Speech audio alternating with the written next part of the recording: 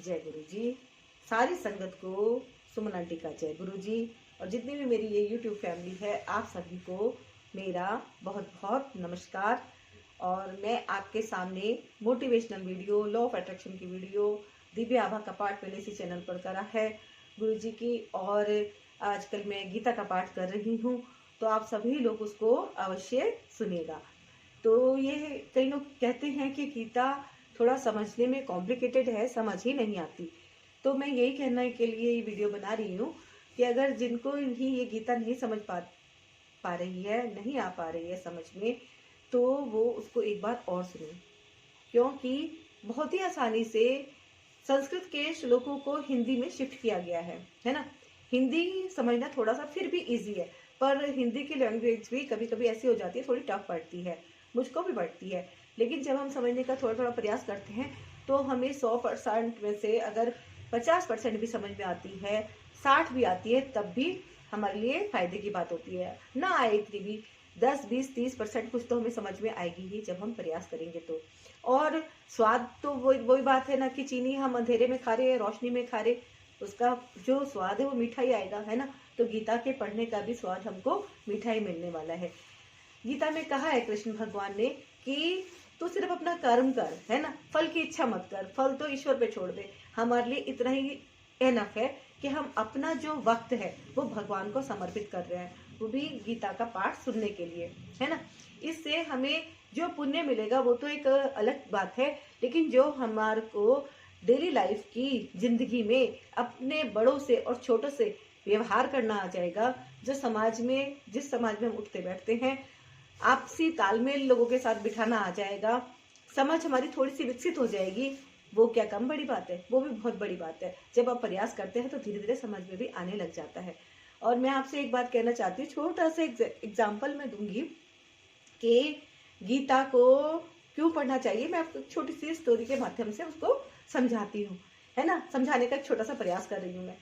तो एक रिक्वेस्ट भी कर लेती हूँ, अगर आप गुरुजी ब्लेसिंग कल्याण गीता चैनल पर पहली बार आए हैं तो प्लीज इसे सब्सक्राइब अवश्य कर लीजिएगा और वीडियो को लाइक कीजिएगा और वीडियो को शेयर भी कीजिएगा, जिससे कि ज्यादा से ज्यादा लोगों के पास ये मैसेज पहुंचे। ये एक मैसेज वाला वीडियो है जिसमें मैं आपसे आग्रह करती हूँ कि सभी लोग गीता का पाठ अवश्य करें।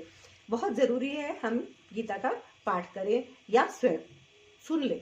सिर्फ सुनने से भी हमारे जिंदगी में परिवर्तन आता है, क्योंकि सुनने से हमारी समझ विकसित होती है। हमारी जो समझ है उसको जब हम किसी को सुनेंगे तभी तो हम समझेंगे, सुनेंगे ही नहीं तो हम समझेंगे कहाँ से, है ना। या तो दो ही ऑप्शन है, या तो हम पढ़ ले या हम सुन ले। पढ़ना थोड़ा सा इसलिए डिफिकल्ट हो जाता है कि जैसे कई लोग समय नहीं निकाल पाते प्रॉपर बैठ के पढ़ने के लिए, नहीं निकाल पाते। घर में बड़े बुजुर्ग है, वो कहेंगे हमें प्रॉपर दिख भी नहीं रहा है, बारीक अक्षर है, तो बहुत सारी बातें हो जाती है, लेकिन सुन तो कोई भी सकता है ना। तो सुन लीजिएगा, है ना। तो और ज्यादा से ज्यादा लोगों को अगर आप ये शेयर करते हैं, तो भगवान ने भी कहा है कि जब आप उनका सिमरन करते हैं, उनका पाठ करते हैं और लोगों को भी सुनाते हैं, तो इससे भी आपके पुण्यों में वृद्धि होती है, क्योंकि भगवान प्रसन्न होते हैं। और भगवान हमें मतलब दिखते नहीं है, लेकिन वो हमारे साथ हर समय रहते हैं, है ना। एक अदृश्य शक्ति जो कि हमारे साथ हमेशा रहती है, वो दिखती नहीं है लेकिन रहती तो हमेशा ही है ना, क्योंकि ये महसूस करने वाली बातें हैं। महसूस करने से ही सब कुछ होता है। अब गुरुजी है, जैसे ये हमारे गुरुजी हैं, गुरुजी के स्वरूप से बातें करो, गुरुजी सुनते हैं, तो आप कई बार महसूस करेंगे कि हाँ आप कोई बात मन में ही सोच रहे हैं, लेकिन सडनली वो चीज पूरी हो गई, है ना। मालूम नहीं कैसे होता है, लेकिन हाँ ये मेरे अपने पर्सनल अनुभव है कि हाँ होता है ना। और मेरे को एक स्वरूप मिला था, गुरुजी के सत्संग में मैं गई थी, तो वहां पे एक अंकल ने, जिन्होंने मेरे को स्वरूप दिया था, ये स्वरूप बहुत खुश हुई मैं इसको पाकर। तो उन्होंने मेरे को स्पेशली बोला कि इनसे मैं बातें करूं और ये सुनते हैं। तो मानती हूँ, मैं काफी लंबे समय से मैं गुरुजी को मानती हूँ कि हाँ गुरुजी तो सुनते हैं, और मेरा अपना खुद का भी विश्वास है। तो अभी मैं आपके सामने जो बात कह रही हूँ, अपनी जो मैसेज वीडियो है, वो है भगवत गीता को लेकर। तो ये है भगवत गीता।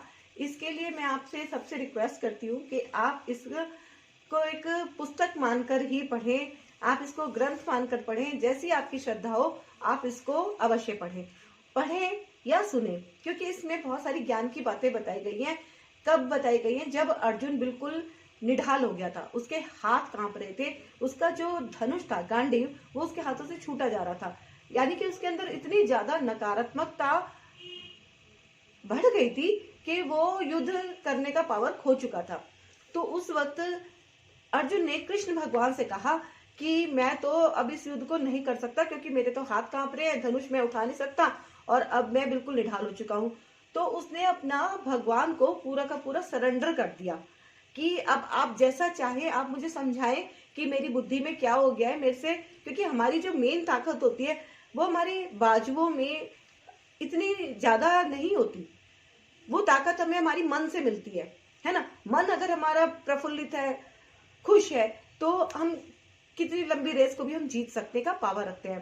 पैरों में हमारी शक्ति तभी आती है, हमारे मन में शक्ति है। तो शक्ति हमें कहाँ से मिलती है? मन से मिलती है। तो उसका मन टूट चुका था अपने सारे सगे संबंधी को देखकर। तो तब भगवान श्री कृष्ण ने गीता का उपदेश अर्जुन को दिया, है ना। तो इसमें बहुत अच्छी तरह से उसको समझाया गया है, पूरा हिंदी में है ये, जिसको समझना इतना भी डिफिकल्ट नहीं है। लेकिन क्या है, ध्यान अगर हम लगाएंगे तभी हमारे को समझ में आएगा। और बहुत जरूरी है कि हम हर एक चीज को ध्यान से ही सुने, है ना। हम कोई भी काम करते हैं वो हमें ध्यान से करना चाहिए। चाहे जो बच्चे पढ़ाई कर रहे हैं वो पढ़ाई ध्यान से करें, जो भी लेडीज खाना घर में बनाती है वो ध्यान से बनाए, है ना। क्योंकि ध्यान हटते ही हमारा खुद का हाथ भी जल जाता है, ध्यान हटते ही हमारी रोटी भी जल जाती है, ध्यान हटते ही हमारी सब्जी भी जल जाती है। ध्यान यानी कि कंसंट्रेशन वो एक ऐसी चीज है जब हम किसी भी चीज में हम अपना ध्यान लगाते हैं तो वहीं पे हमारे को जो है सब चीजें समझ में आने लग जाती हैं, है ना। बच्चा अगर स्कूल में बैठा है, क्लास में बैठा है, वो उस चीज को ध्यान से पढ़ता है तो उसको ज्यादा समझ में आता है।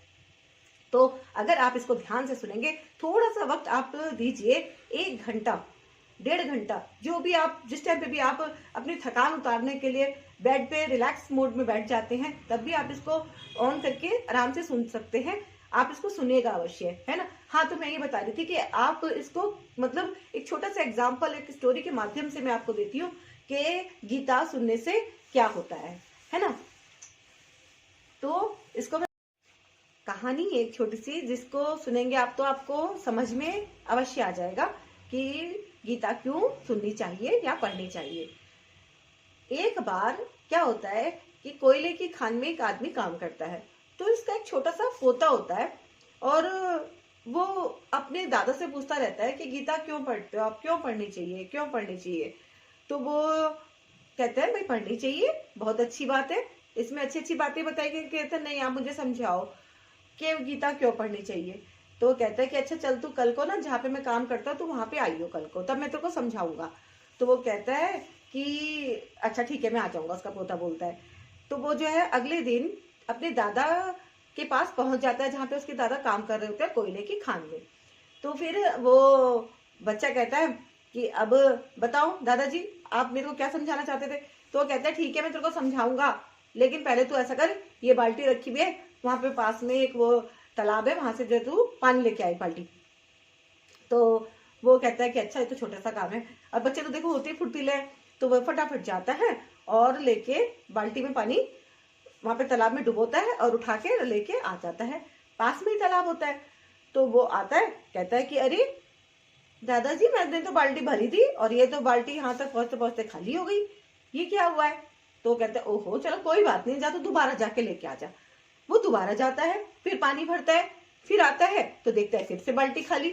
तो फिर कहता है दादाजी ये तो फिर से बाल्टी खाली हो गई, ये कैसे भरेगी। कहता है भरेगी, तू जाके देख तो सही, दोबारा से अच्छे से प्रयास करके पानी भर के लेके आ, पूरा पूरा भर के लेके आ।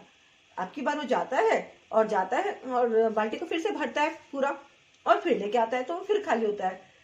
तब वो कहता है कि अरे दादाजी आप देखिए, आपने ये जो बाल्टी मेरे को दी पानी लाने के लिए, इसमें कितने सारे छेद हैं, इसलिए पानी निकल रहा है। तो कहते हैं देखो यही मैं तुम्हें समझाना चाहता था कि पहले क्या था, इस बाल्टी में कितनी कालिस लगी हुई है कि वो छेद सारे ढके हुए थे कि तुझको पता ही नहीं चल पा रहा था कि छेद कहाँ है ना। तो अब समझ में आया गीता क्यों पढ़नी चाहिए। गीता हमारी कालिस मिटाती है, जिससे हमें ये पता चलता है कि छेद कहाँ है। तो अगर अब हमें ये पता है कि छेद कहाँ है तो हम उसको ढक सकते हैं, उसको ठीक कर सकते हैं, अपनी मन की मैल को साफ करके अपने छेदों को रिपेयर कर सकते हैं।